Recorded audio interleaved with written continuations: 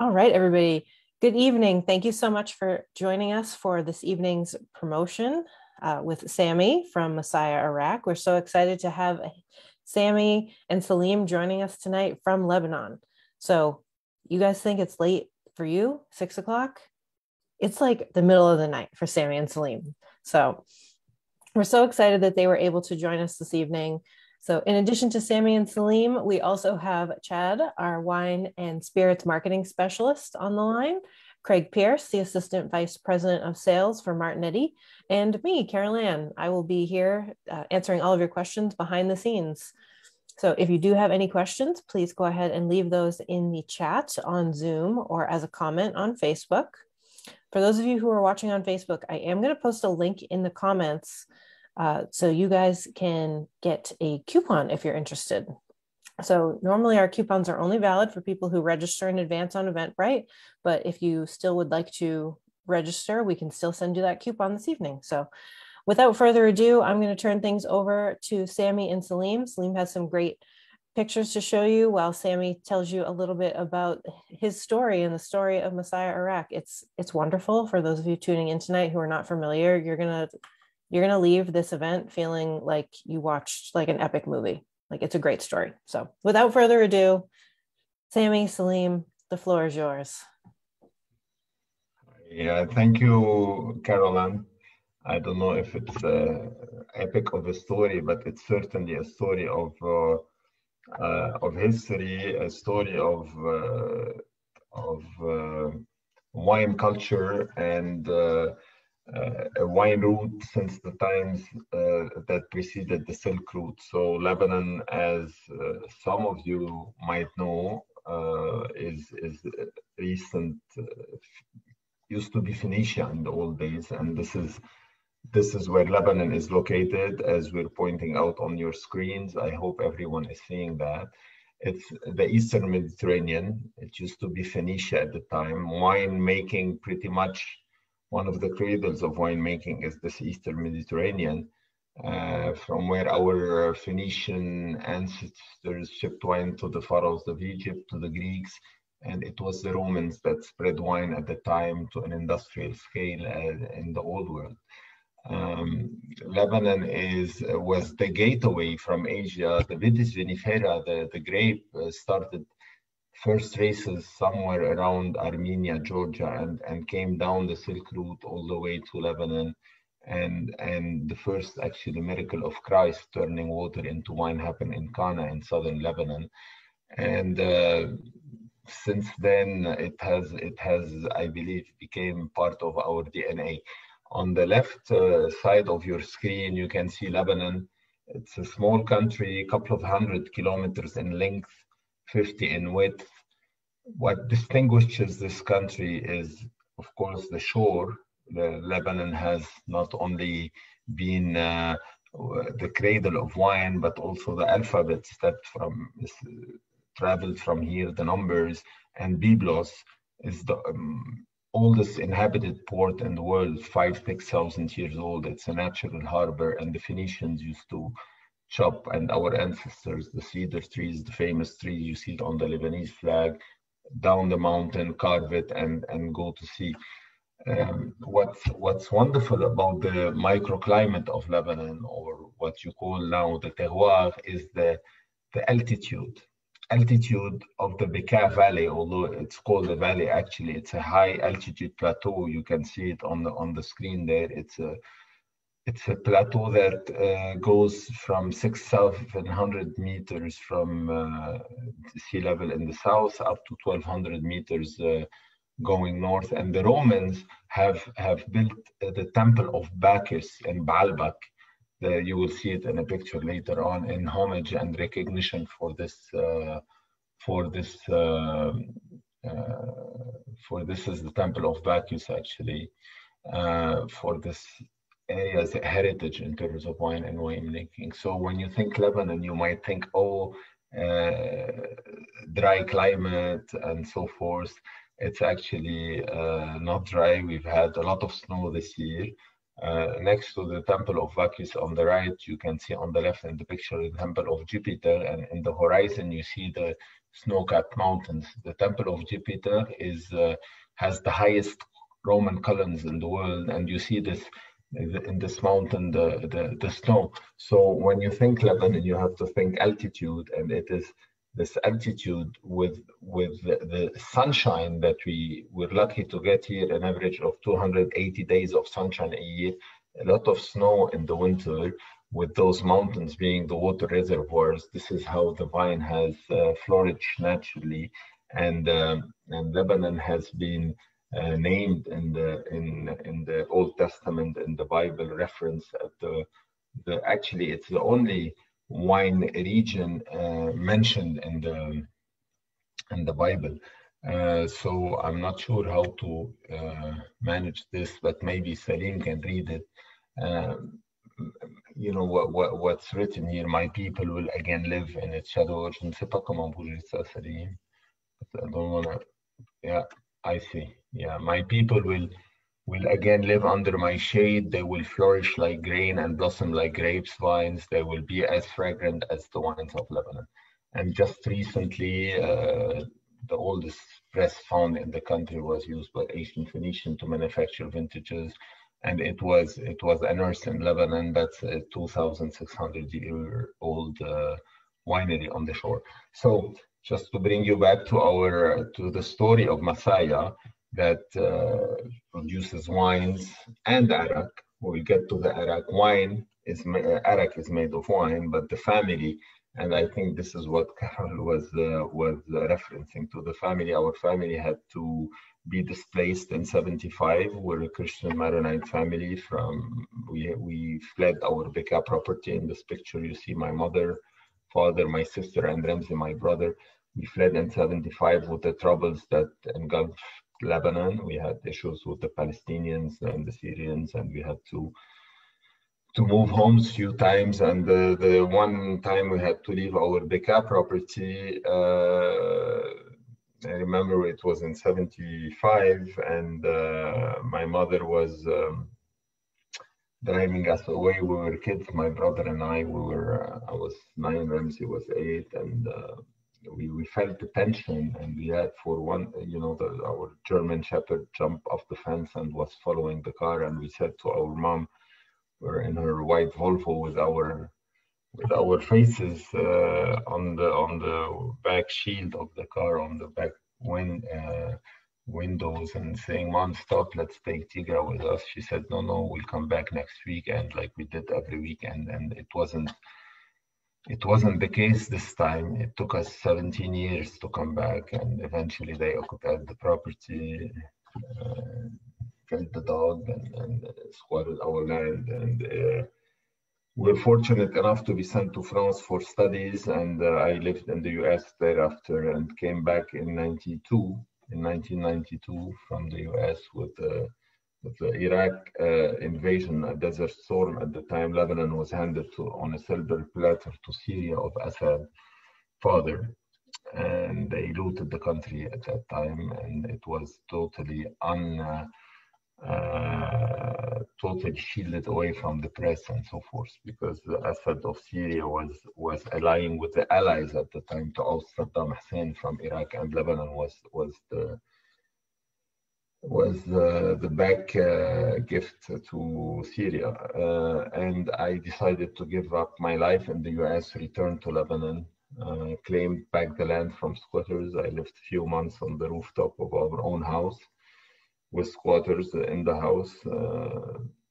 Maybe you've seen, some of you, the Wine and War movie next to an AK-47 for 4 to 6 months. Eventually they left, and luckily not on my dead body, but they left. And this is where Massaya started.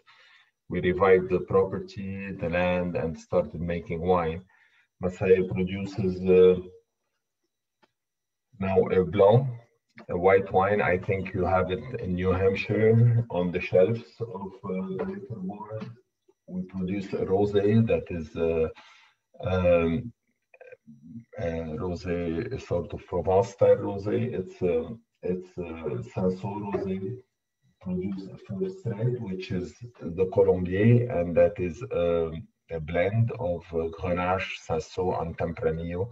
And here you see the vineyards, and also a terrace of Albac that I was enjoying with a friend, a neighbor friend. I was telling you earlier, we had elections a couple of days ago. And we're very glad because we kind of, the youth and the diaspora kind of changed the tides in what Lebanon was engulfed in. So we're not going to go much that way. We're going to keep talking wine and claiming the land, planting vines, building a winery, and coming back to the world, to the US that I love, with a message of civility from Lebanon, a message and a bottle that is really what is the story of Lebanon. And this is why wine is fantastic. And cross-passing all those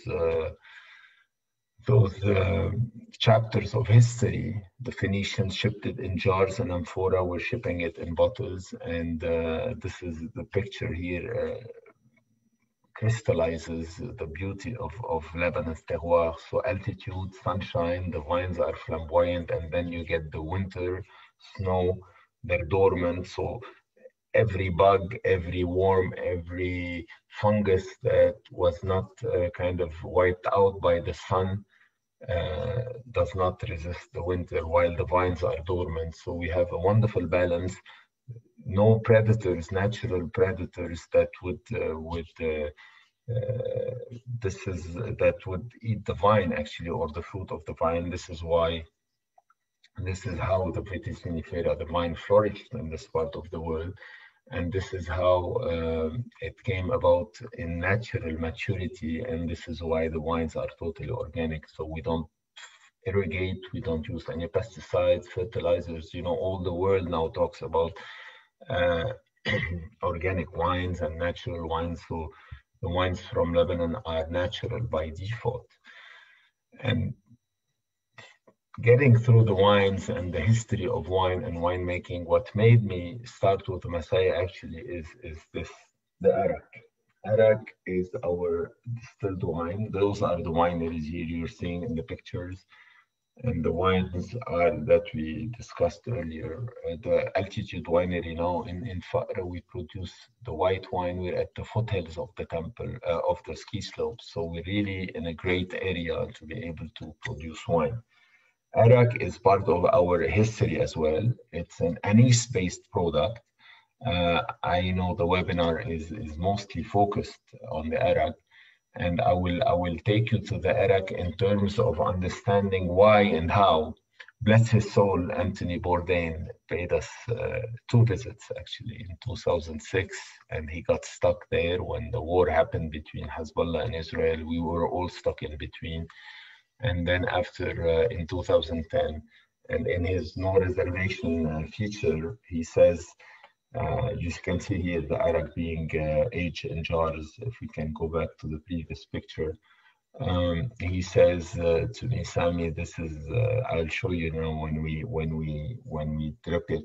He says this is an extraordinary one, and he came to see us thanks to the Arak. Arak is around the Mediterranean. There is familiarity with an anise, the anise taste. You know, the French have pastis, the Greeks have ouzo, the Turks have raki, Lebanese, Jewish people have arak, Italians have sambuca. The difference of Massaya Arak, or the particularity, first, there is no additives to it. It's pure white wine from a native variety, Obeiti grape varietal that is fermented into wine, and then we triple distill the wine in ancient stills, Moorish, they're called Moorish lit copper stills, the Moors of North Africa that started distillation and took it all the way up to Poitiers in France. And this is where distillation continued to Armagnac and Cognac in stills that have been a bit more perfected, less rudimentary, with the swan neck for Cognac and a continuous distillation for Armagnac. At Massaya, we use the old traditional still, copper stills, and it's all hand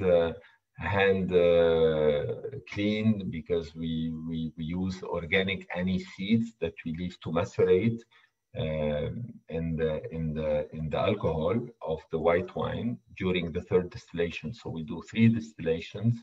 The first distillation is the white wine that we bring into brouillis, which is the first alcohol.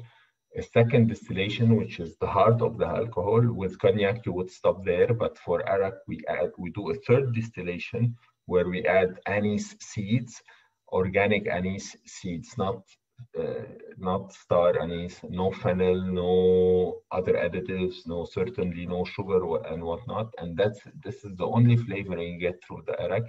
And originally it was medicinal, so it's very good for you. And they did not know how to preserve wine. This is how they got into the distillation. And it's very good for your guts because anise leaves a layer. Now you'll see when we add water to it, it turns white. This is the essential oil of anise crystallizes, but the essential oil of anise leaves a layer around your interior, your intestines and your stomach and so forth. So it's a healer. It's very good, and it's alkaline, so it's not acidic. So it's very good for your body. And just tell you, I was in a shop. I think we were touring in the Midwest. I believe it was in Wisconsin or Minnesota, and I come into a shop one day and I say, the gentleman recognized me and he says, does all Arak come in blue bottles? I said, no, Massaya, it means twilight in Lebanese, so it's the name of our Arak, and this is what we started doing. He says, because I saw you on Blacklist with James Spader. I said, Blacklist, James Spader. I had no idea what he was talking about on Netflix, and he looked it up, and we were by chance on I think the blue bottle, and then I realized that Astor Wine in New York, they told me that James Spader is a customer, and probably he enjoyed our Arak, and this is why we got featured. So that was also a nice boost. And to bring you back about the story of Massaya, when I returned from the US in 1992 and claimed back the land, 17 years after we had left the land. I don't know even if Salim knows the story, but we had a property. My father, bless his soul, left us with a few nice properties in Lebanon, and this property was at the time on the green zone, they call it. It was where Beirut was divided in an area that was held by Christian militias, where we could access, and there was the opposite side. So there was a small piece of land, and a gentleman there turned it into a small piece of heaven, actually. And although they were displaced from the mountains, they lived in an old building that was all with sharpened shot holes and so forth. With his family, lived in a low garage. But in this plot of land, he planted figs and grapes, and also the grenadines and pomegranates, and even had bees and eucalyptus trees for the bees to nibble on, and had some poultry and so forth. So I used to visit him while I was touring the properties, and he said to me, he would. Because you're going to ask me, how do you have Arak? He would actually break a couple of eggs on the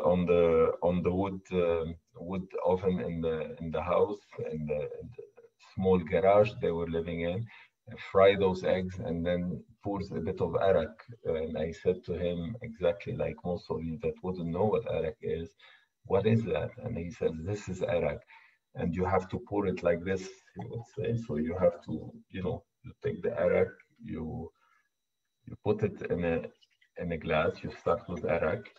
I don't know if this is being shown on the camera. I hope it is. So you would Looks good to me. you would add water to it, and this is where Bourdain, I would tell him, look, Anthony, it turns white. He says, no, Sammy, it blooms. So this is how it blooms with the water. You see how it gets all cloudy, and and this is the essential oil of anise crystallizing. So to this, it's very white because, as I said, there is no caramel, there are no colorings, and then you add in a couple of ice cubes. Exactly what I'm doing. Bless her soul, my mom, like many people in Lebanon, would drink it neat, but we're doing it the proper way. Because this is, after all, 50% alcohol, guys. Huh? So it's quite sharp in alcohol. So you will get that drink. We call it here the milk of the lions. So cheers. You don't have one. I don't see one with you, Caroline. None for me tonight. But I have a question, possibly for Craig, possibly for Chad. So one of our viewers on Facebook says that they would love to try the Arak, but they don't want to buy a whole bottle before they try it. Are there any local restaurants where they could try it before they buy it? Do we have that answer, guys? Get the name and address for me, Caroline, and I'll send it to her. Okay. All right. So if anybody else is curious where you can try the Arak, you go ahead and send us a message, a DM on Facebook, or let us know here on Zoom as well, and we'll send you some restaurants. But for those of you here on Zoom, you did receive a coupon to try the Arak for $3 off. So it's a great time to give it a try. It's also on sale this month. So, all right, I'll let Sammy get back to it. That drink looks delicious.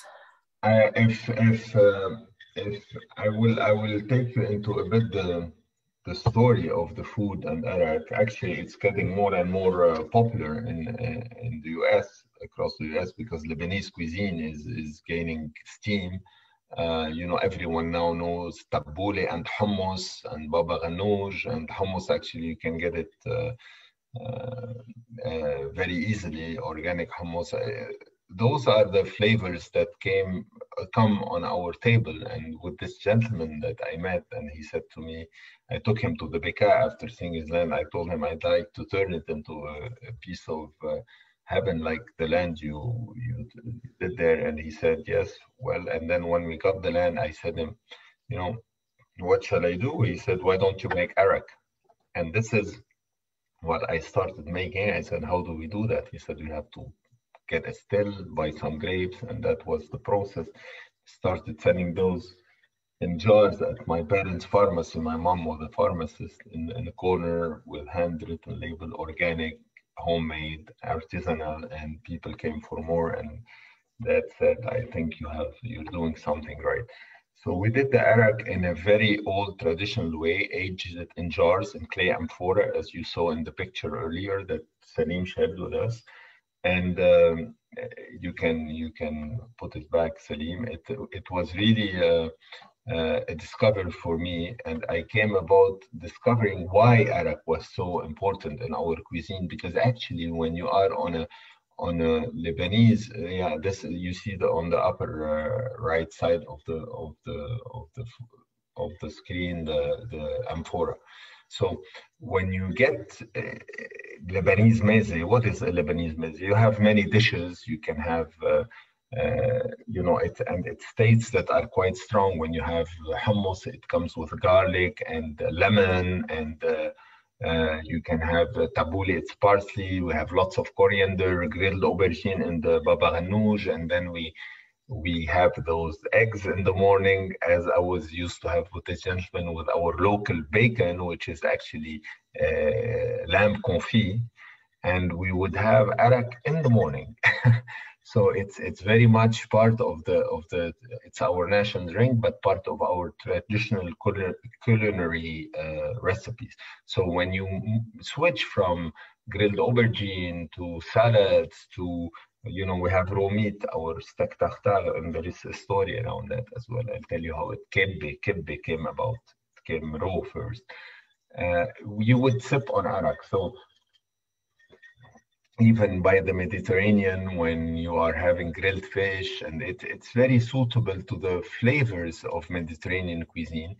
It's, as I said earlier, it's alkaline, and it refreshes, it cleanses the palate between every different meal you get. So we move a lot from chicken livers with pomegranate sauce to maybe grilled chicken wings and that sort of taste. So the arak kind of cleanses the palate across the way, and this is how on no reservation, bless him, Anthony Bourdain came to see us. I wish we featured that. Actually, I'm just thinking, no, it could have been in the background. So this is what got us really understanding our tradition. And just to tell you a little anecdote about kibbe. Kibbe Neye came about as the Christians in the Kadisha Valley of Mount Lebanon were surrounded for 28 years. The Mamluks could not penetrate, and the fighters that were guarding the valley, the Saints Valley in Mount Lebanon, did not resist, but did not light fire to eat. So they kind of, they slaughtered the animal, goats, because we have a lot of goats in the mountains, goat, and ate grinded the meat with wheat, dried wheat, which is burghul, broken meat, with the meat. And this is how kibbe nayi came about, and they would drink arak. So there is a lot of history around that drink that actually is part of the Mediterranean cuisine and Lebanese diet, and that's how it got familiar across the Mediterranean. So I don't know if Caroline has more questions, but I cannot see the questions, but I'm happy to discuss those. We do have another question for you about the arak. Since it's made with anise, does it have a similar taste to absinthe? It's not really similar to absinthe because it's actually the same family, if you wish, but absinthe, how to say it? Absinthe has more herbs and more additives to it. Oh, this is Bourdain. I love it. Well done, well done. Salim, bravo, if it's you. Can we have the sound? Are you getting the sound with this? No. You see him here. This is the hummus. Those are the different dishes, and I can almost hear him in my saying he was discussing all that. Labne, of course, he says here. And this is the kind of meze we have. Okay, we had a lot of wine. I'm not going to hide to you. And we were younger at the time. And yeah, bless him. Cheers to you. That must have been so cool to meet him. That was a memorable moment of our beginnings of Massaya. And this is where I said to him, it was about saving our traditions, and he visited the property and said how we claimed it back. And that was a great man, and very humble person, very down-to-earth person, no attitude whatsoever, felt at so much ease. I had no idea who was Anthony Bourdain. My brother was telling me, and anyhow, and we had seen all the wines, the Massaya wines here, rosé and so forth, and and here he says, Lebanon is it's so particular in this part of the world, its influence of all kind of traditions, because our food is so diverse thanks to the different people, every persecuted people in the area, be it Kurdish, you found safe haven in the mountains of Lebanon, be it Jewish, you would find, be you Druze, be you Christian, be you Armenians. We have a huge Armenian community that were persecuted by the Turks. And here, where I told him, look how it turns white, he says, no, Sami, it blooms. And, you can watch this. It's on YouTube. No reservations, Massaya, Anthony Bourdain, it pops up. And this is exactly what I was trying to show you. And he says, I told him, how do you like the arak? He says, that's an extraordinary one. This is what he says exactly here. So. I know what I'm watching when we get off our webinar tonight, guys. Mm-hmm. Yeah, it's great. I've seen it. Sami, isn't Arak normally somewhat seasonal in your country? Craig, I would be lying to you if I said yes, no. It's not seasonal, no. It is across the year, but people, we're often asked if it's an aperitif or a digestif.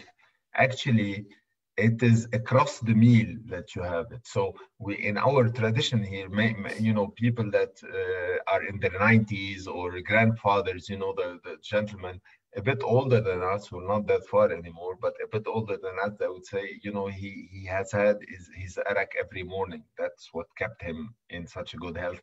And it's very much part of our tradition. In often I'm asked if it's a digestive. Actually, thanks to its mm, uh, digestive qualities, because it helps digestion. And people talk about it as an aperitif because in France, pastis is very much an aperitif. Actually, it goes through the meal as you saw in the video earlier. Looking like a man who has plenty of Arak to get him through the whole year. Yes, I'm not gonna lie to you, but I really love Arak. I think maybe I'm often asked, because we make wine, and I'm always asked what is your favorite, your rosé, or is it your blanc, or is it, to tell you, I always say it's the Arak, and that's the drink I love. I don't know if this makes any sense what I'm gonna say now, but we ship in about 20, 30 countries. If you consider the US one country, in good about 30 countries. The other country that I find Arak has the same taste as Lebanon is the US. I was in the UK, as I mentioned earlier, off the cameras. I was for a tour. It was my first trip to the UK post pandemic, and it's one of our main markets, export markets.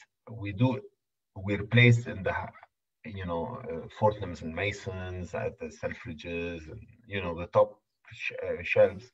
But really, the wine is our drive. In the US, Arak is catching up very strongly because Arak is growing naturally, organically. Honestly, it's.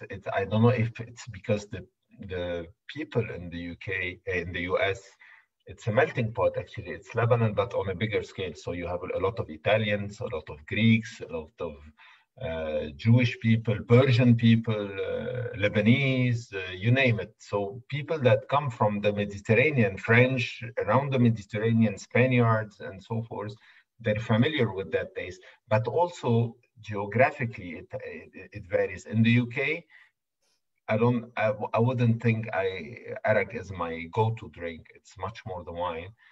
In the US, to the contrary, it's a natural wine. I mean, and there is a lot of Lebanese now, upscale restaurants, Mediterranean restaurants happening across the US. And we have a very good following in California, for example, out of all places. Now, Florida is growing a lot on Arak, and I don't know why and how, but it's, I think, part of the, it's not an acquired taste. And another thing, many people would say to me, I don't like anise. I was 17 on a trip to Greece or to Cyprus, a bad hangover and black licorice and that sort of. And when you taste Massaya Arak, it doesn't have at all the same effect because, as I said earlier, Craig, there is no additives, no sugar, no sweeteners. So it's not like when you open a bottle of Sambuca, it's very, it's sugary to the contrary. And it's very popular in cocktails, believe it or not. Now, in the US, a couple of times, I've had it with cranberry, with pomegranate, with pineapple, and it's very flavoring in a drink. And there are cocktails now that they play with it with brandy, and we've had it as a mojito, and there was arak. So it's a kind of coming as now becoming very popular, very in to have Arak. And Massaya is I believe, the quality label for Arak, the blue bottle. Sorry, I'm drinking on my own, but hey, I filled this glass because someone has to finish it. Well, Sami, you take a couple of sips. We've got a couple of questions for Chad. So, Chad, some of our viewers want to know if the Arak is readily available in our outlets or if it's only available at select locations. So currently the Arak is in our test market program, which means it's only in 36 of our store locations, if I remember correctly. If you check our website, it's usually all of our large locations, but it is dispersed throughout the state, so it is widely available. Awesome. And what is the current pricing?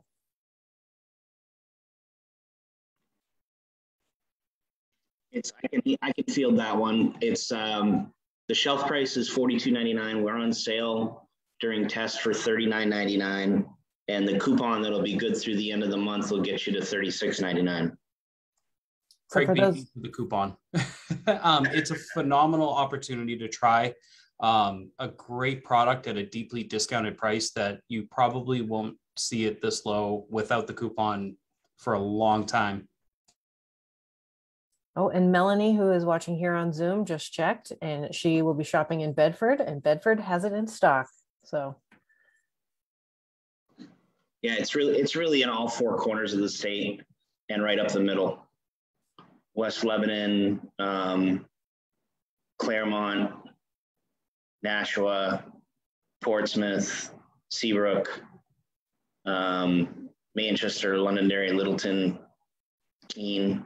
It's all over. It's the test. When it's in the test program, they put it out into the entire market, giving the entire market access to it to see how it does, to get the listing. So it should be pretty easy to pick up a bottle. It's in good supply.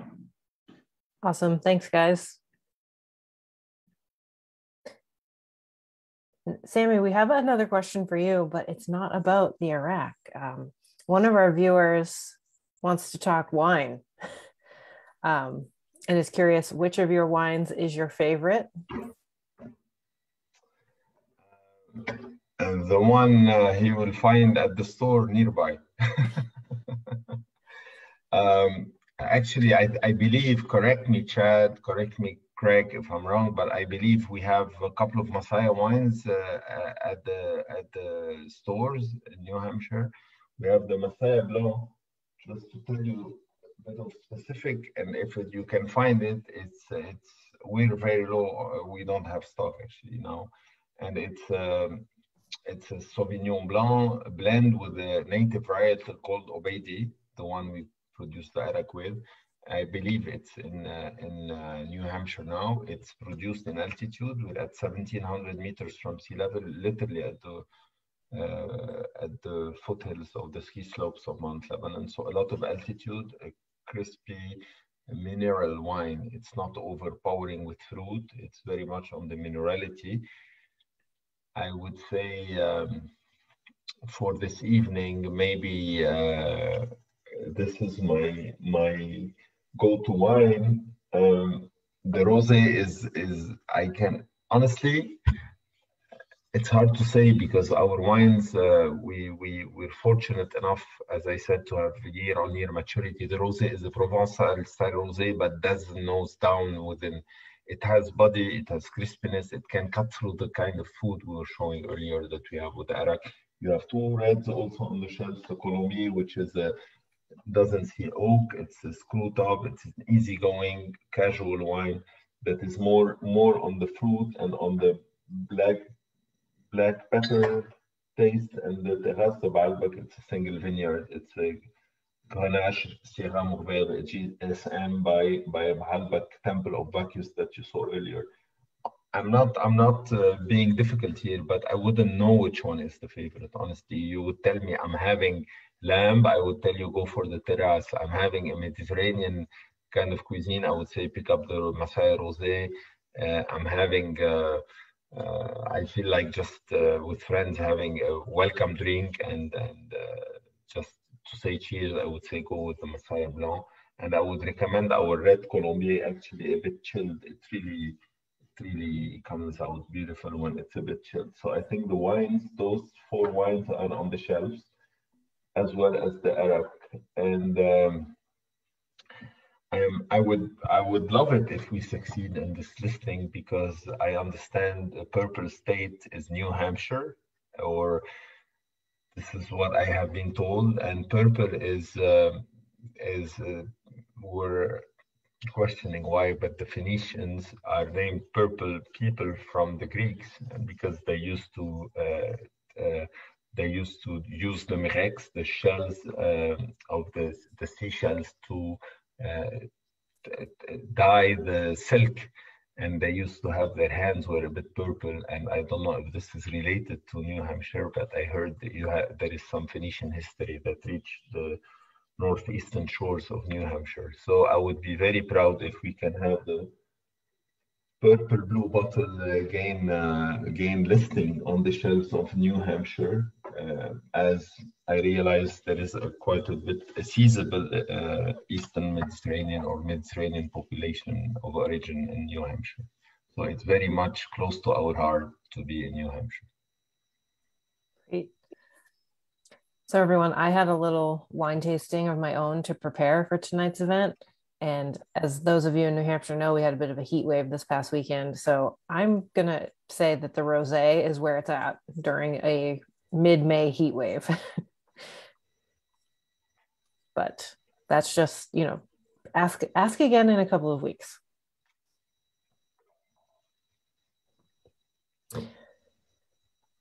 Sami, one of our viewers would like to know, do you have a preference? Do you prefer to create wines, or do you prefer to create the Arak? Actually, it's choosing between your son or your daughter, or both your children, or one of your children. I almost now, when I have been asked to focus presentation on Arak, I just remembered how important Massaya Arak was, because Massaya Arak put us on the map.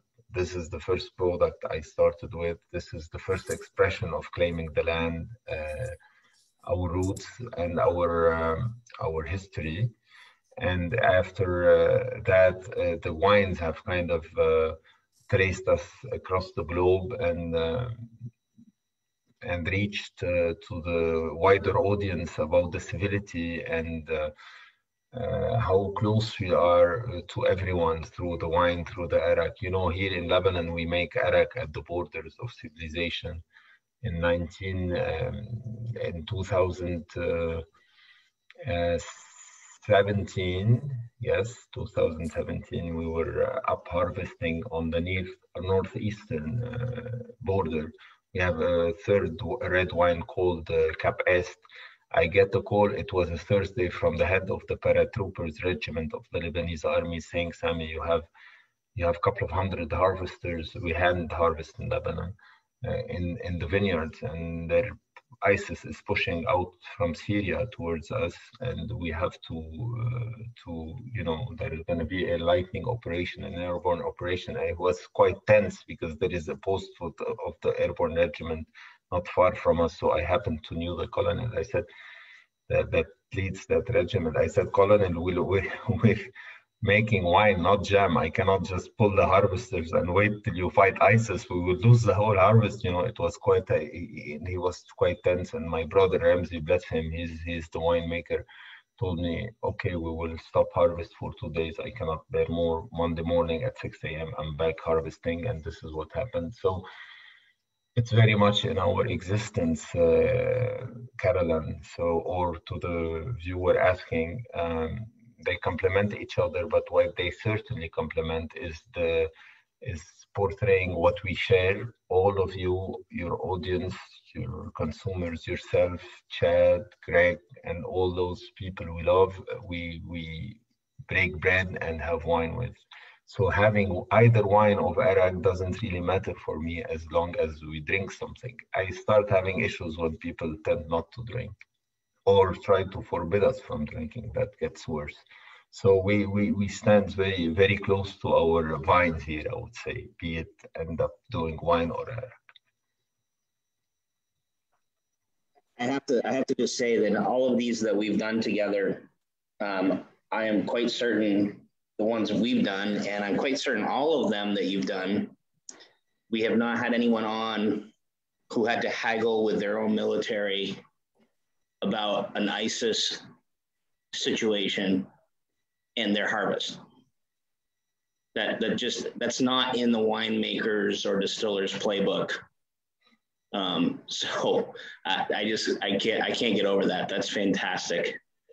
What did I tell you guys? Sami's story is great. I mean, it's great because he's amazing, not because it's great he had to deal with that, but you know what I mean? Yeah. No, Colonel, you can only have 2 days. Just think about that. Yeah. Oh, man, I'm not making light of that situation. I'm just so blown away that those are the kind of phone calls you might have to take on a given day during harvest.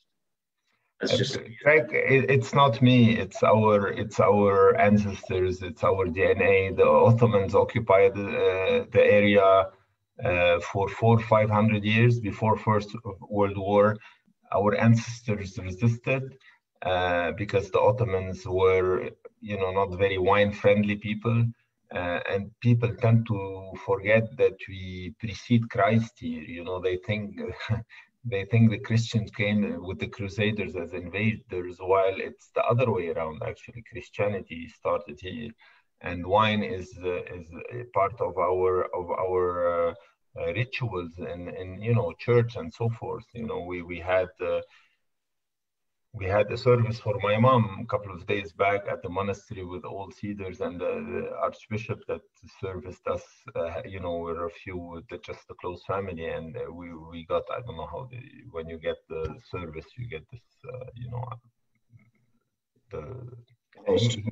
yes, and he took the time to dip it in wine and serve it to us. So the importance of it is part of our culture, and if our ancestors resisted, we had 1 million inhabitants across Mount Lebanon. 1/3 migrated. This is why you have such a big immigration of, I'm not gonna say huge compared to Lebanon per quota. It's the biggest immigration in the world. We have 4 million here. We have about 15 to 16 million people across the world. So it's a small population, but it's 4-1. Anyhow, 1 million were here. 1/3 migrated, 1/3 were massacred by the Ottoman, and 1/3 survived and remained. So ISIS, not ISIS, whomever, we will not let go of our traditions. We will not change. We resisted the Mamluks that were Sunni Muslim invaders 28 years around the Kadisha Valley. They could not penetrate. And we drank Arak, and we had kibbeh, and we lived. The Ottomans, we kept on making wine for the rituals in the hiding, up in the mountains, very hard to access mountains, made wine. We have 12 patriarchs that are buried in the God, in the caves of the Saints Valley. So it's not by coincidence. So when ISIS tried to invade, the colonel said, and actually when Bourdain visited us, we got, both of us were, he was trapped by his daughter was conceived. He told me that in 2010 when he visited again, that in 2006 in Lebanon, he could not access it. There was a war between Hezbollah and Israel. We got both kind of stuck, and he couldn't come to the winery. We could go to meet him, and we survived that. I had to make calls to the U.S. ambassador, to the British ambassador, just to let our trucks, because the Israeli Air Force was bombing anything moving across the Bekaa. I'm giving you here stories. Maybe that's half the glass of Arak making its effect. And he said, David Hale was his name. He was a dear friend, and he was, when he was secretary at the embassy, I knew him, and then when he became ambassador, he said, Sally, put Massaya banners on the truck and go out to harvest. My brother Ramsey went out with every truck not to let the harvests go on their own. And the BBC actually came and filmed us. We were the first people harvesting near the Baalbek in the Bekaa Valley. So we're at the crossroads of civilizations. But what I can tell you, we are very much adamant about our traditionals, about our civility, about our choices, and we don't accept being stepped on our toes. You know, as long as they let us be, we're fine. But if they try to, we become what we are. And it's not me. It's not my story. It's my DNA, I guess, or part of it. Well, it's still fantastic. Yeah, we're not making wine to please anyone. We're making wine because to portray a message, and the wines and the Arak have no additives, no colorings, no sweet. It's no coincidence if the Lebanese cuisine, if the hummus, the tabbouleh, became familiar to every single person in the US. You go to any Whole Foods, you go to any Trader Joe's, you find hummus now. And same is happening with the wines with the Arak. We were before the camera discussing the growth. Yes, because we make a product that is organic, that is what people are looking for. It upgrades the quality, and this is what the core message in every Massaya bottle, be it wine or Arak. So. Back to that question about which is your favorite, I think I have to call out that without the wine, you don't have anything to distill the Arak out of. So that gives it kind of a, you know.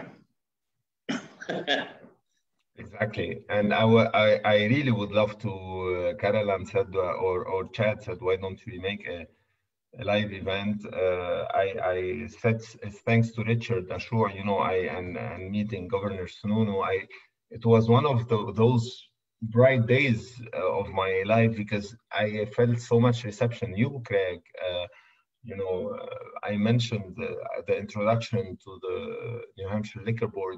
This embracement was really felt. Okay, the pandemic hit after we were all stuck with the pandemic, but I would be happy to visit anytime and do a presentation to your audience and take the message further, because I love my roots in Lebanon. We defend them. We love producing wine here, but my favorite country to spend time in is also the US. So I'm kind of, I came back in '92 to claim the land, but also to bridge, because I know exactly where we are anchored. I have no doubt where I like Lebanon, where Lebanon is facing. So if this is from the heart or from the mind, both ways, it comes through wine and Arak. So it comes through a Massaya bottle to your wonderful purple state shores. Thank you, sir. All right, everybody, if you want Sami to come and do an in real life tasting, virtual hands up, please. Respond with emojis in the chat with the hands up. And then we'll see what we can do. Thank you, Caroline. Thank you. Sami, one more question for you before we let you get going for the night. I know this has been a late night for you and Salim, and we really appreciate you guys. You mentioned that your rosé is made in the French style, and one of our viewers would like to know if you could tell us a little bit about the Massaya French connections.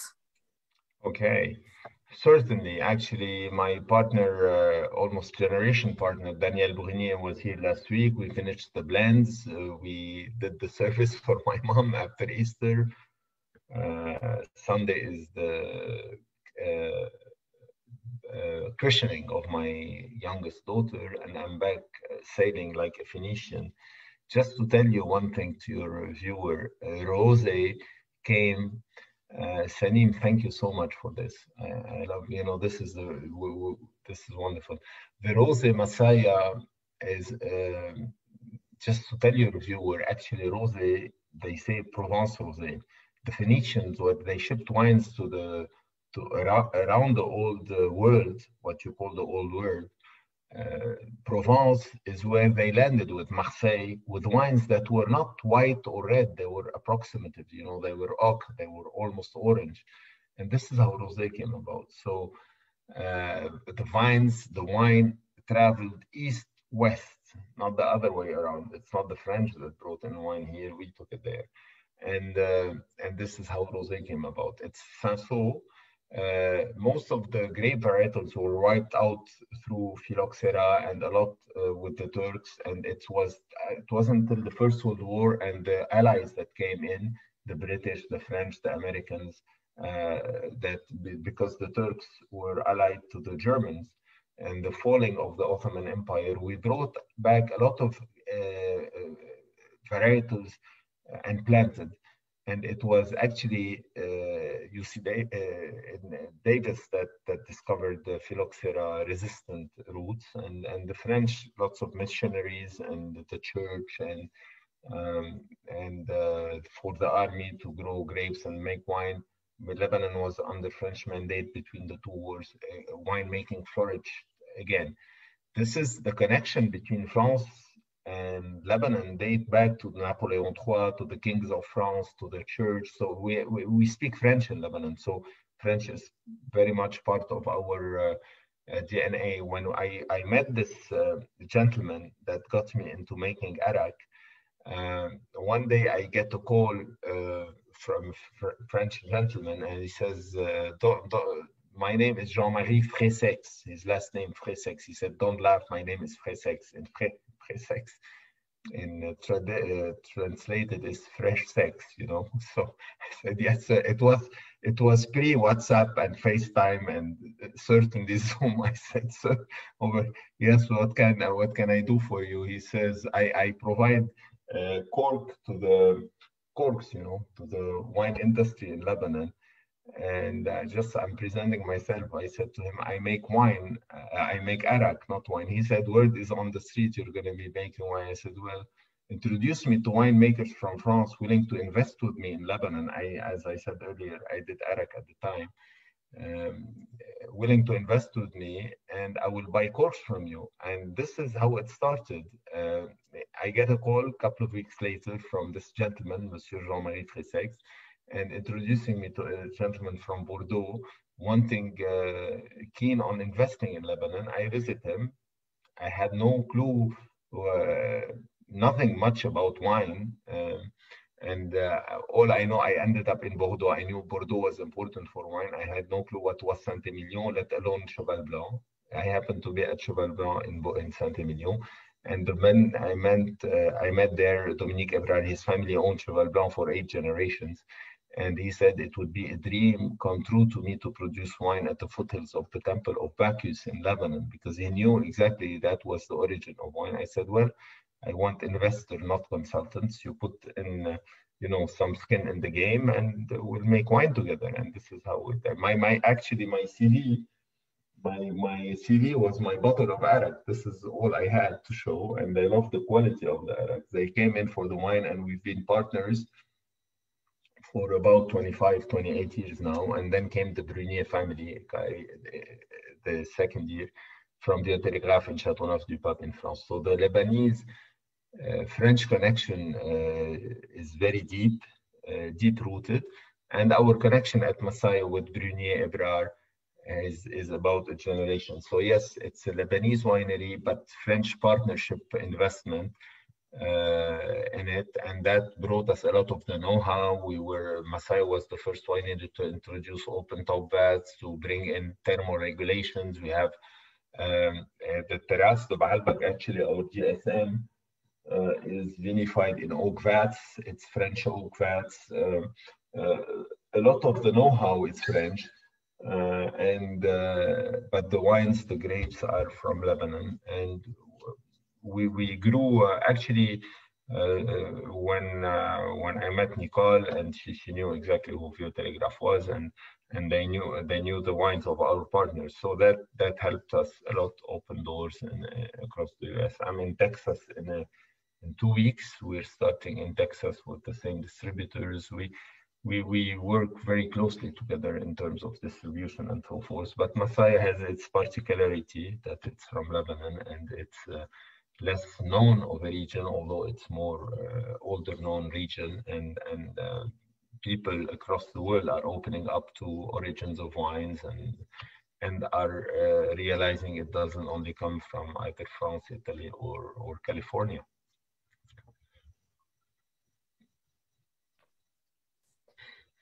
Awesome.